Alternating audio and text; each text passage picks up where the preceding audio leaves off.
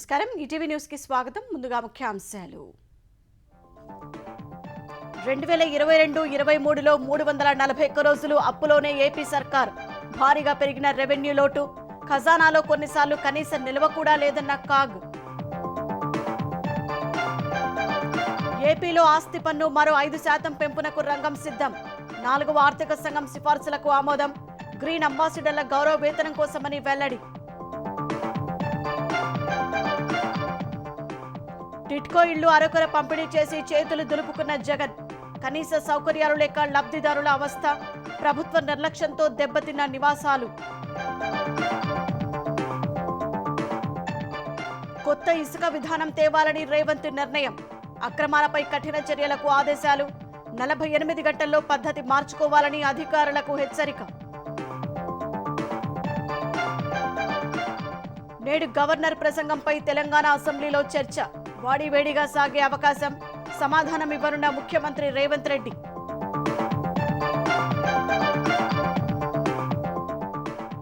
₹12,000 కోట్ల విలువైన రైల్వే ప్రాజెక్టులకు కేంద్ర మంత్రివర్గం ఆమోదం.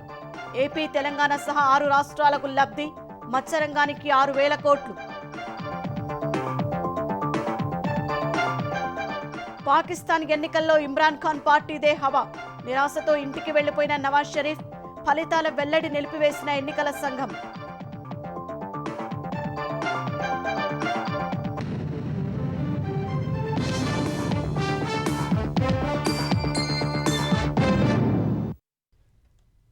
ఆంధ్రప్రదేశ్లో జగన్ ప్రభుత్వం 2022-23 ఆర్థిక సంవత్సరంలో 341 రోజులు అప్పులు చేస్తూనే ఉంది.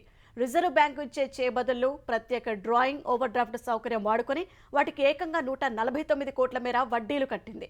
కొన్ని రోజులైతే ఆంధ్రప్రదేశ్ ఖజానాలో కనీస నిల్వ కూడా లేని దయనీయ పరిస్థితి తలెత్తింది. 2022-23లో జగన్ సర్కార్ అప్పు చేయనిది కేవలం 24 రోజులేనని comptroller and auditor general CAG తేల్చింది. ఆంధ్రప్రదేశ్ ప్రభుత్వం అప్పులతో నెట్టుకొస్తున్న పరిస్థితిని కాగ్ తన నివేదికలో సవివరంగా పేర్కొంది. సాధారణంగా రాష్ట్ర ప్రభుత్వం వద్ద సొంత నిధులు లేనప్పుడు ప్రభుత్వం కోరినట్లు రిజర్వ్ బ్యాంకు ముందస్తు చెల్లింపులు చేస్తూ ఉంటుంది. వాటినే చేబదుళ్లు, ప్రత్యేక డ్రాయింగ్, ఓవర్ డ్రాఫ్ట్ సదుపాయంగా చెబుతారు. రాష్ట్ర ప్రభుత్వం వద్ద తగిన నగదు నిల్వలు లేనప్పుడు రిజర్వ్ బ్యాంకు ఇచ్చే ఈ సౌలభ్యాన్ని వినియోగించుకోవచ్చు. కాకపోతే వాడుకున్న డబ్బుకు వడ్డీ చెల్లించాలి. వైకాపా ప్రభుత్వం 2022-23 ఆర్థిక సంవత్సరంలో 1,18,039 కోట్లు ఇలానే తెచ్చింది. అందులో 57,066 కోట్లు ఓవర్ డ్రాఫ్ట్ రూపంలో తీసుకొచ్చింది. ఆ ఆర్థిక సంవత్సరంలో శాసనసభ ఆమోదం లేకుండానే 4,027 కోట్లు అదనంగా చెల్లింపులు కూడా చేసేసింది. ఆంధ్రప్రదేశ్ లో రెవెన్యూ లోటు పెరుగుతూ పోతోందని కాగ్ తెలిపింది. రాబడి కన్నా ఖర్చులు ఎక్కువ ఉంటే అది రెవెన్యూ లోటుగా పరిగణిస్తారు. ఈ లోటును ఎంత పరిమితం చేస్తే అంత ఆర్థిక నిర్వహణ సరిగా ఉన్నట్లు లెక్క. కాగ్ లెక్క ప్రకారం 2018-19లో ఏపీలో 12.12% రెవెన్యూ లోటుంది. 2019-20 నాటికి 23.81% పెరిగిపోయింది.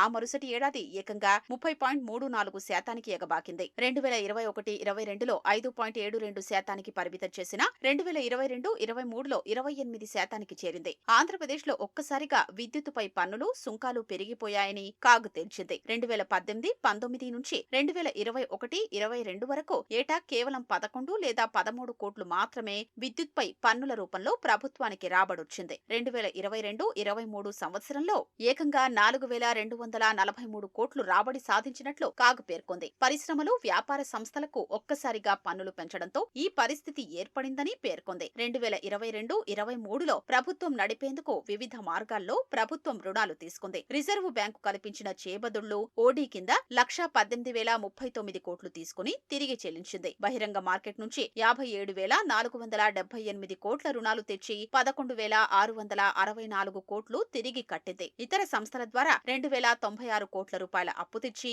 1,155 కోట్లు తిరిగి చెల్లించింది. కేంద్ర ప్రభుత్వం ద్వారా 8,411 కోట్లు తీసుకుని 1,575 కోట్లు తిరిగి కట్టింది. ఆంధ్రప్రదేశ్ ప్రభుత్వం అధికారిక లెక్కల ప్రకారమే 2022-23 ఆర్థిక సంవత్సరంలో 67,985 కోట్లు వివిధ రూపాల్లో రుణాలుగా తీసుకుని 9,017 కోట్లు మాత్రమే ఉపయోగపడే వ్యయం చేసింది. అందులో 7,200 444 కోట్లు మాత్రమే మూలధన వ్యయం కాగా మిగిలింది అప్పులు తీర్చడానికే వెచ్చించింది. అభివృద్ధి క్రమంలో మూలధన వ్యయం ఎంతో కీలకమని, అలాంటిది 2022-23 ఆర్థిక సంవత్సరంలో అందుకోసం వెచ్చించిన మొత్తం చాలా స్వల్పమని కాగ్ విశ్లేషించింది. జీఎస్డీపీలో 0.55% మాత్రమే ఇందుకోసం ఆంధ్రప్రదేశ్ ప్రభుత్వం ఖర్చు చేసింది. బడ్జెట్ ప్రతిపాదనల్లో 23,436 కోట్లు మూలధన వ్యయంగా ప్రతిపాదించిన 7,244 కోట్లు మాత్రమే ఖర్చు చేసింది. ఇందులో సాగునీటి ప్రాజెక్టులకు 4,224 కోట్లు మాత్రమే ఖర్చు చేసింది. పోర్టులు, లైట్ హౌజ్ల నిర్మాణానికి 46 లక్షలు మాత్రమే వెచ్చించింది. భవనాల నిర్మాణానికి 403 కోట్లు, రహదారులు, వంతెనల నిర్మాణానికి 488 కోట్లు, రక్షిత నీటి సరఫరాకు 66 కోట్లు మూలధన వ్యయంగా వైకాపా సర్కార్ వెచ్చించిందని కాగ్ తమ నివేదికలో పేర్కొంది.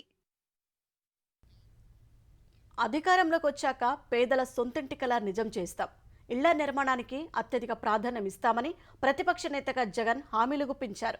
కుర్చీ ఎక్కిన తర్వాత పేదల కలల్ని చిదిమేశారు. బీదసాదాల కోసం గత ప్రభుత్వం దాదాపుగా పూర్తి చేసిన టిట్కో ఇళ్లను జగన్ పాడుబెట్టారు. సౌకర్యాలు కల్పించకుండానే కొన్నింటిని పంపిణీ చేసి చేతులు దులుపుకున్నారు. మిగిలిన వాటి ఊసే మరిచారు.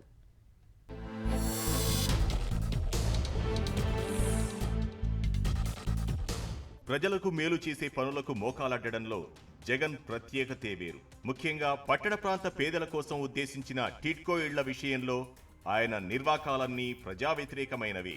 పట్టణ మౌలిక సదుపాయాల అభివృద్ధి సంస్థ ఏపీ టిట్కో ఆధ్వర్యంలో గత తెలుగుదేశం ప్రభుత్వం దాదాపు 3,13,000 ఇళ్ల నిర్మాణం చేపట్టింది. 365 చదరపడుగుల ఇంటికి 50,000 రూపాయలు, 430 చదరపడుగుల గృహ లబ్ధిదారులేమో ₹1,00,000 వంతున కట్టాలి. నిర్మాణ వ్యయంలో ప్రభుత్వ రాయితీ, లబ్ధిదారుల వాటా పోను మిగిలిన మొత్తాన్ని బ్యాంకు రుణాల ద్వారా టిట్కో సమకూర్చుకుంటుంది. లబ్ధిదారుల పేరిట తీసుకునే ఆ అప్పులపై 2 ఏళ్ల మారిటోరియం ఉంటుంది. ఆ లోపు పనులన్నీ పూర్తి చేసి లబ్ధిదారులకు ఇళ్లు అప్పగించేస్తే ఆపై నెలవారీ వాయిదాల్లో వారు రుణాలు తిరిగి చెల్లిస్తారు. ఈ పద్ధతిలో 2019 ఎన్నికల నాటికి 81,040 ఇళ్ల పనులు 90% పూర్తయ్యాయి. మరో 71,488 నివాస గృహాలేమో 75 నుంచి 90% నిర్మితమయ్యాయి. జగన్ కు నిజంగానే పేదలపై ప్రేమ ఉంటే దాదాపుగా ఒక ఆకారానికి వచ్చిన ఆ ఇళ్లకు వీలైనంత త్వరగా తుది మెరుగులు దిద్దించి లబ్ధిదారులకు అందజేయాలి కదా. ఆ పని చేయడానికి ఆయనకు మనసొప్పలేదు సరికదా. 51,616 టిట్కో ఇళ్ల కేటాయింపులను రద్దు చేసి పారేశారు. రద్దు చేసినవి పోను మిగిలిన 2,62,000 ఇళ్లనైనా జగన్ వేగంగా పూర్తి చేయించి పంపిణీ చేశారా అంటే అదీ లేదు. టిట్కో కాలనీల పేరును వైఎస్ఆర్ జగనన్న నగర్ అని మార్పించారు. ఆయా గృహ సముదాయాలకు వైకాపా రంగులు కొట్టించారు. ఇదిగిదిగో ఇళ్లు సిద్ధమవుతున్నాయి, అదిగదిగో ఆ రోజుకల్లా లబ్ధిదారుల చేతుల్లో తాళాలు పెట్టేస్తామంటూ పిట్టల దొర మాటలు చెబుతూ కాలం గడిపేసింది జగన్ సర్కార్. అలా పట్టించుకునే నాథుడు లేక అప్పటికే ఒక కొలిక్కి వచ్చిన టిట్కో ఇళ్లకు చెదలు పట్టాయి. కొన్ని చోట్ల కిటికీలు, స్విచ్ బోర్డులు, వైర్లు వంటివి దొంగల పాలయ్యాయి. తెదేపా హయాంలో గృహ నిర్మాణాలకు రుణాలు ఇవ్వడానికి ముందుకొచ్చిన బ్యాంకులు ఆర్థిక అరాచకత్వానికి పేరు మోసిన జగన్ జమానాలో వెనక్కిపోయాయి. దానికి తోడు అంతకుముందు మంజూరైన రుణాలపై మారిటోరియం గడువు తీరిపోవడంతో ఇళ్లు చేతిలోకి రాకమునుపే డబ్బులు తిరిగి కట్టాల్సిన దుస్థితిలోకి చాలా మంది లబ్ధిదారులు జారిపోయారు. 300 చదరపు అడుగుల టిట్కో గృహాలను రూపాయికే అందిస్తామన్న జగన్ 365, 430 చదరపు అడుగుల ఇళ్ల లబ్ధిదారుల వాటాలోనూ 50% రాయితీని ఇస్తామని ఊరించారు. సంబంధిత నిధుల విడుదలలోనూ విపరీతమైన జాప్యంతో బాధితుల శాపనార్థాలు చవిచూశారు. పుణ్యకాలమంతా గడిచిపోయాక 2023 జనవరి నాటికి కేవలం 84,000 ఇళ్లను పంపిణీ చేశారు. ఆ గృహాల్లోకి అడుగుపెట్టిన వారిలో అనేకులు నానా అగచాట్లు పాలవుతున్నారు. కరెంట్, తాగునీరు తదితరాలకు దిక్కులేక అల్లాడిపోతున్నారు. ఆ గృహ సముదాయాల్లో సదుపాయాలన్నీ ఎప్పటికీ ఏర్పాటవుతాయో, మిగిలిన 170,000కు పైగా టిట్కో ఇళ్లు పూర్తయ్యేది ఎన్నటికో ఎవరికీ తెలియదు. జగన్ చేతకానితనం, ప్రజా ప్రయోజనాలను నెరవేర్చడంలో ఆయన నేరపూరిత నిర్లక్ష్యాలకు ఇది మూల్యం చెల్లించుకోవడమే. గ్రామ పంచాయతీలు, పురపాలక సంఘాలు, నగరపాలక సంస్థల పరిధిలో అదనపు బాధుడుకు వైకాపా సర్కారు రంగం సిద్ధం చేసింది. ఆస్తి పన్ను మరో 5% పెంచేందుకు ప్రభుత్వం పచ్చజెండా ఊపింది. ఇళ్ల నుంచి చెత్తను సేకరించే గ్రీన్ అంబాసిడర్లకు గౌరవ వేతనం చెల్లించేందుకు ఆస్తి పన్నులో 5% వినియోగ రుసుముగా చెల్లించాలని, ఈ మొత్తాన్ని ఆస్తి పన్నుతో కలిపి వసూలు చేయాలని 4వ ఆర్థిక సంఘం చేసిన సిఫార్సులకు ప్రభుత్వం ఆమోదం తెలిపింది.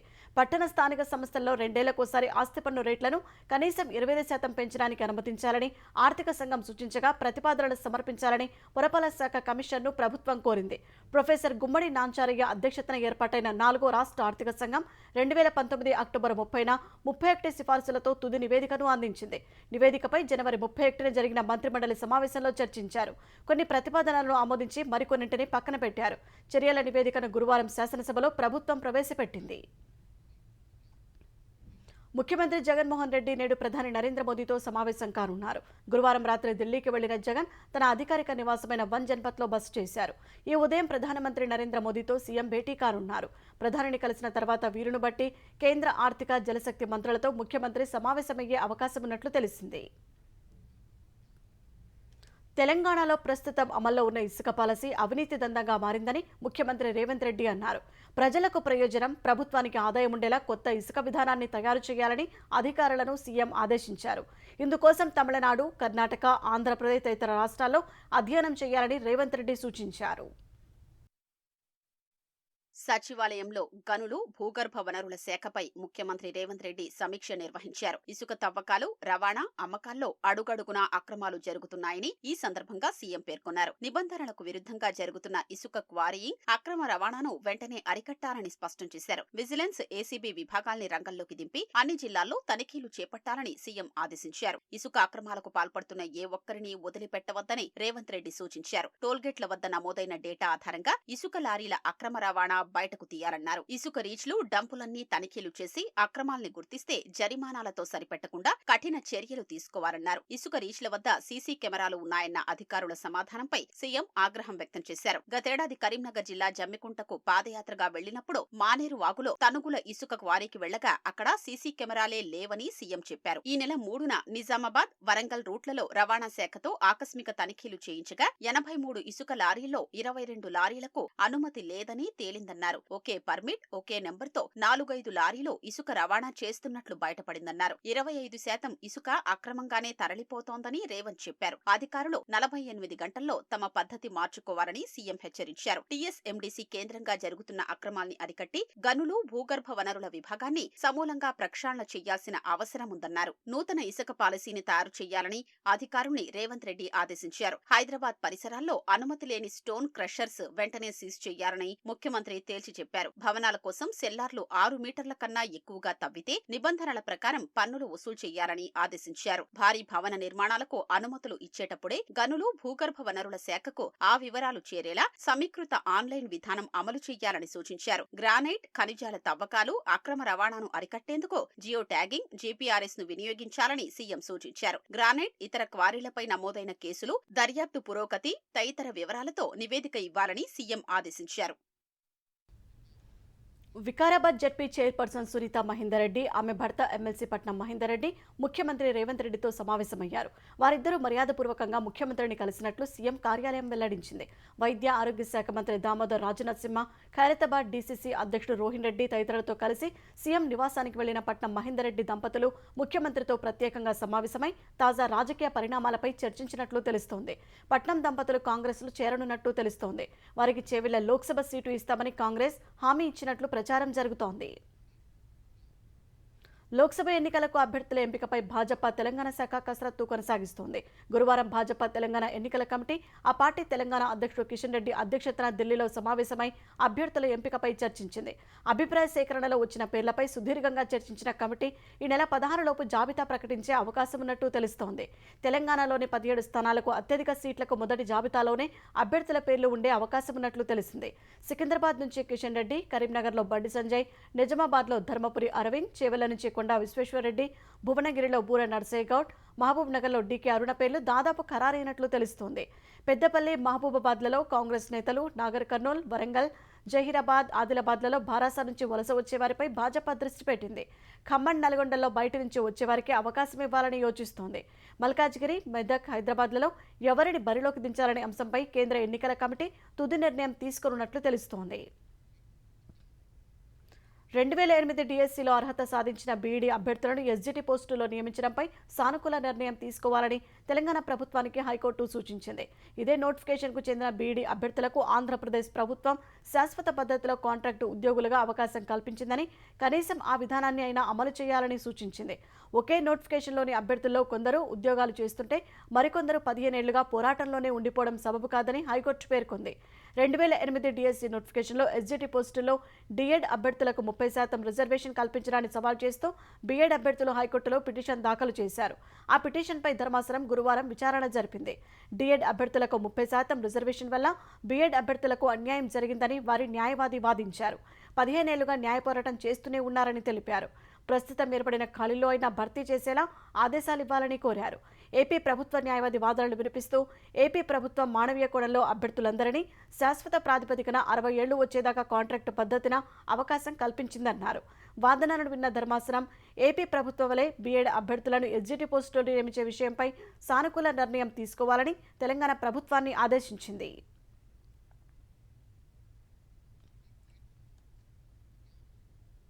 గవర్నర్ ప్రసంగానికి ధన్యవాదాలు తెలిపే తీర్మానంపై నేడు తెలంగాణ శాసనసభ మండలిలో చర్చ జరగనుంది. ఈ ఉదయం ఉభయ సభలు సమావేశం కాగానే నేరుగా చర్చ చేపడతారు. అన్ని పార్టీల సభ్యులు చర్చలో పాల్గొన్న అనంతరం ముఖ్యమంత్రి చర్చకు సమాధానం ఇవ్వనున్నారు. నిన్నటి బీఏసీ సమావేశంలో తీసుకున్న నిర్ణయాలను సీఎం ఉభయ సభల ముందు ఉంచుతారు. మరోవైపు తెలంగాణ మంత్రివర్గం మధ్యాహ్నం సమావేశం కానుంది. 2024-25 ఆర్థిక సంవత్సరానికి వార్షిక బడ్జెట్ను రేపు ఉభయ సభల్లో ప్రవేశపెట్టనున్నారు. బడ్జెట్కు మంత్రివర్గం ఆమోదం తెలపనుంది. మేడిగడ్డ ఆనకట్ట కుంగిన వ్యవహారంపై విజిలెన్స్ ఎన్ఫోర్స్మెంట్ విభాగం ఇచ్చిన నివేదికపైన చర్చించే అవకాశం ఉంది. న్యాయమూర్తుల కొరత ఉన్నందున కాళేశ్వరం ప్రాజెక్టుపై విచారణకు సిట్టింగ్ జడ్జీలను ఇవ్వలేమని ప్రభుత్వానికి హైకోర్టు తెలిపింది. విశ్రాంత న్యాయమూర్తితో విచారణ చేయించాలని సూచించింది. ఈ నేపథ్యంలో ఎలా ముందుకెళ్లాలన్న విషయమై తెలంగాణ మంత్రివర్గం చర్చించే అవకాశం ఉంది. బడ్జెట్ సమావేశాలు, ఇతర అంశాలు కూడా ప్రస్తావనకు వచ్చే అవకాశం ఉంది. రెరా మాజీ కార్యదర్శి శివబాలకృష్ణ ఆదాయానికి మించిన ఆస్తుల కేసులో ఈడీ రంగంలోకి దిగింది. శివబాలకృష్ణ కేసు వివరాలను ఇవ్వాలని తెలంగాణ ఏసీబీని ఈడీ కోరింది. ఎఫ్ఐఆర్ సోదాల స్వాధీనం చేసుకున్న ఆస్తుల పత్రాలను తమకు ఇవ్వాలని అడిగింది. ఏసీబీ పూర్తి వివరాలు ఇచ్చిన అనంతరం ఈడీ సమగ్ర విచారణ చేయనుంది. శివబాలకృష్ణ, అతని సోదరుడు శివనవీన్ కుమార్, మేనల్లుడు భరత్ పేరుపైన భారీగా ఆస్తులను కూడబెట్టారని ఏసీబీ అధికారులు గుర్తించారు. 214 ఎకరాల వ్యవసాయ భూమి బినామీల పేరున ఉన్న పత్రాలను స్వాధీనం చేసుకున్నారు. జనగామలో అత్యధికంగా 102 ఎకరాల వ్యవసాయ భూమి ఉందని తేల్చారు. 29 ఓపెన్ ప్లాట్లు ఉన్నాయని గుర్తించారు. స్వాధీనం చేసుకున్న ఆస్తుల విలువ బహిరంగ మార్కెట్లో 250 కోట్లపైనే ఉంటుందని అధికారులు అంచనా వేశారు. అమరావతి ఇన్నర్ రింగ్ రోడ్డు కేసులో తెలుగుదేశం అధినేత చంద్రబాబు, ఇతరులపై విజయవాడ ఏసీబీ కోర్టులో సిఐడి అధికారులు అభియోగపత్రాన్ని దాఖలు చేశారు. అవినీతి నిరోధక చట్టం సెక్షన్ 19 ప్రకారం గవర్నర్ అనుమతి తీసుకోకుండా దాఖలు చేసిన ఛార్జిషీట్ను కోర్టు రిటర్న్ చేసే అవకాశం ఉందని న్యాయ నిపుణులు చెబుతున్నారు. ఈఎస్ఐ కేసులో మాజీ మంత్రి అచ్చెన్నాయుడు విషయంలో దాఖలు చేసిన ఛార్జిషీట్ గవర్నర్ అనుమతి తీసుకోవాలని ఏసీబీ కోర్టు ఇటీవల అభిప్రాయం వ్యక్తం చేసింది. సిఐడి తాజాగా దాఖలు చేసిన అభియోగపత్రంలో చంద్రబాబు, అప్పటి పురపాలక శాఖ మంత్రి పి నారాయణ, హెరిటేజ్ ఫుడ్స్ డైరెక్టర్గా వ్యవహరించిన లోకేష్, వ్యాపారవేత్త లింగమనేని రమేష్, ఆయన సోదరుడు రాజశేఖర్లను నిందితులుగా పేర్కొన్నారు. చంద్రబాబు, నారాయణ ఏపీసీఆర్డీఏకి ఎక్స్ అఫీషియో చైర్మన్, వైస్ చైర్మన్లుగా వ్యవహరిస్తూ సింగపూర్ ప్రభుత్వానికి ఏపీకి మధ్య అవగాహన ఒప్పందం జరిగిందని తప్పుగా చెప్పారని పేర్కొన్నారు. అలాంటి ఒప్పందం జరగలేదని, కేంద్ర ప్రభుత్వం నుంచి ఆ ఒప్పందానికి అనుమతి తీసుకోలేదన్నారు. Ring road startup area master plan నిందితులు తమ భూములకు దగ్గరగా ఉండేలా రూపొందించుకున్నారని ఆరోపించారు. ఇన్నర్ రింగ్ రోడ్డు డిజైన్ చేసిన స్థలానికి పక్కనే హెరిటేజ్ ఫుడ్స్ సంస్థ 14 ఎకరాలు కొనుగోలు చేసిందన్నారు. ఈ ఛార్జిషీట్ను సీల్డ్ కవర్లో ఏసీబీ కోర్టుకు అందజేశారు. అన్నమయ్య జిల్లా సిద్ధవటం మండలం మాచిపల్లిలో తెలుగుదేశానికి చెందిన దళిత నేతపై వైకాపా నాయకులు దాడికి పాల్పడిన ఘటన ఆలస్యంగా వెలుగులోకి వచ్చింది. ఈ దాడిలో ఎస్సీ నేత మధుకు గాయాలయ్యాయి. దళిత నాయకుడిపై దాడి విషయం తెలిసి తెలుగుదేశం జిల్లా అధ్యక్షుడు జగన్మోహన్ రాజు బాధితుడిని పరామర్శించారు. మాచిపల్లి హరిజనవాడకు చెందిన కోటపాటి మధు బుధవారం రాత్రి ఒక దాబాలో భోజనం చేస్తుండగా దాడి జరిగినట్టు తెలుస్తోంది. అదే గ్రామానికి చెందిన 5గురు వైకాపా నాయకులు తనపై దాడి చేసి కులం పేరుతో దూషించారని బాధితుడు ఆవేదన వ్యక్తం చేశారు. ఇటీవల తెలుగుదేశం పార్టీ సభకు జనాలను తీసుకుని వెళ్లినందుకు వైకాపా నేతలు కక్షగట్టి దాడి చేశారని ఆయన ఆరోపించాడు. భోజనం తింటా అంటే ఆడికి వచ్చి నువ్వు మన టీడీపీలో తిరిగినావంట క్యాన్వాస్ మాలాల్లో ఎవరు లేరు అంత మటుకు కొడక నువ్వు అవసరమా లీడర్ పోతానమంట మేము వచ్చినా కానీ లేకుండా కొడక సోఫాలో కూర్చొని తింటాను అంత ఎక్కువ బడుకు తగ్గించుకో కొంచెం కొడక ఏమన్నా అనుకున్నామేమో నువ్వు ఎట్ట తిరుగుతావు కొడక రేపు రాంచి మేము అనుకుంటే బెదిరిస్తాను సార్ 5 మంది వచ్చి మళ్ళా కనంకాడ వచ్చినాక ఆపి ఫోన్ చేసి కొడక నువ్వు ఈ టైంలో ఎట్ట పోతావు ఇంటికి రా ఆ నుంచి తప్పించుకొని వచ్చినావు మేము ఇన్ని ఉండంలో ఎట్ట పోతావు ఇంటికి చూస్తాం తక్కువలోనే ఉండాం గ్రౌండ్లో చూస్తాం నీకు వస్తా అంటాను.